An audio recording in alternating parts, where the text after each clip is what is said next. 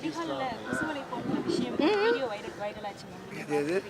வடிகால்ல கொசுவலை போட்டுறாங்க அப்படின்னு சொல்லிட்டு கொசுக்கள் அது கொசுக்களுக்காக போடுறது கிடையாது. அது ஒரு கவுன்சிலர் ஒரு ரிக்வெஸ்ட் பண்ணதுனால இது மாநகராட்சியில் அறிவிப்பாவோ அனௌன்ஸ்மெண்ட்டாவோ போட்டது கிடையாது. ஒரு கவுன்சிலர் ஐடியா கொடுத்துருக்காங்க, அதை பேஸ் பண்ணி போட்டிருக்காங்க.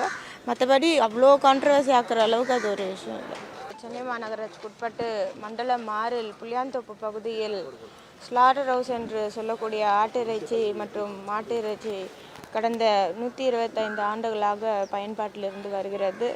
சென்னை மாநகராட்சி முழுவதுமே இது ஆட்டிறைச்சி மற்றும் மாட்டிறைச்சி இங்கேருந்து எடுத்து சென்று ரீட்டைல் கடைகளில் விற்கக்கூடிய அளவிற்கு இதுதான் மிகப்பெரிய ஒரு ஆட்டிறைச்சி கூடமாக இருந்து வந்தது.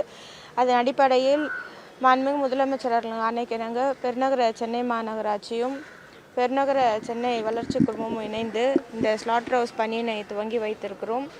இங்கு ஏற்கனவே இருந்த ஆட்டிறைச்சி மற்றும் மாட்டிறைச்சி கடைகள் மீண்டும் புதுப்பிக்கப்பட்டு அவர்களின் பயன்பாட்டிற்கே திறந்து வைக்க இருக்கிறது. இதற்கு மொத்தமாக 55 கோடி மதிப்பீடு சிஎம்டி துறை சார்பாக வழங்கப்பட்டு இந்த பணிகள் நடைபெற்று வருகிறது.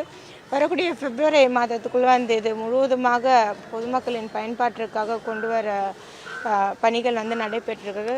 இப்பொழுது இருக்கக்கூடிய அதிநவீன டெக்னாலஜி மூலியமாக என்னென்ன முறைகள் எல்லாம் இதில் கையாளலான்ற வகையில் இது இடிபி பிளான்ட்டோடு கொண்டு முறையில் இந்த இங்கே வரக்கூடிய இந்த ஆட்டிறைச்சி மாட்டிறைச்சிலேருந்து வரக்கூடிய இந்த பிளட் எல்லாமே இதற்கு முன்பதாக இந்த பகுதியில் வசிக்கக்கூடிய மக்களுக்கு அதுலேருந்து வரக்கூடிய துர்நாற்றங்கள்னால பல்வேறு ஹெல்த் இஷ்யூஸ் வந்தது. அது எல்லாமே இங்கே ட்ரீட்மெண்ட் பிளான்ட் மூலயமா சுத்திகரிக்கப்பட்டு நம்மளுடைய மழைநீர் வடிகாலிலேயே வெளியேற்றும் வகைகளில் இத்திட்டம் செயல்படுத்த இருக்கிறது. அதற்கான பணிகள் முற்றிலுமாக நடைபெற்று வருகிறது.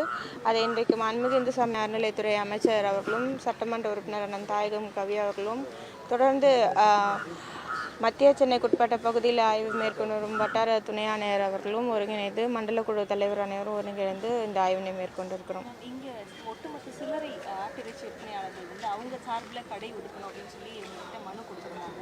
அவங்களுடைய கோரிக்கைகள் ஏற்படக்கூடியதா அதுக்கு பரிசீலிக்கப்படும் இல்லை, 2-3 பேர் மனு கொடுத்துருக்காங்க. ஆனால் இது முற்றிலுமாகவே ஆட்டிறைச்சி மாட்டிறைச்சி இங்கே கட் பண்ணிவிட்டு வெளியில் போய் தான் ரீட்டைல் ஷாப்ஸ்லாம் சேல் பண்ணுவாங்க.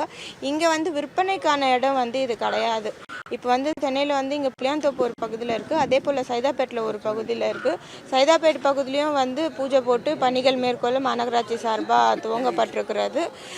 இந்த பகுதிகளில் முற்றிலுமாக ஆடுகளை வெட்டி வெளியில் எடுத்துகிட்டு போய் சேல் பண்ணுறதுக்கு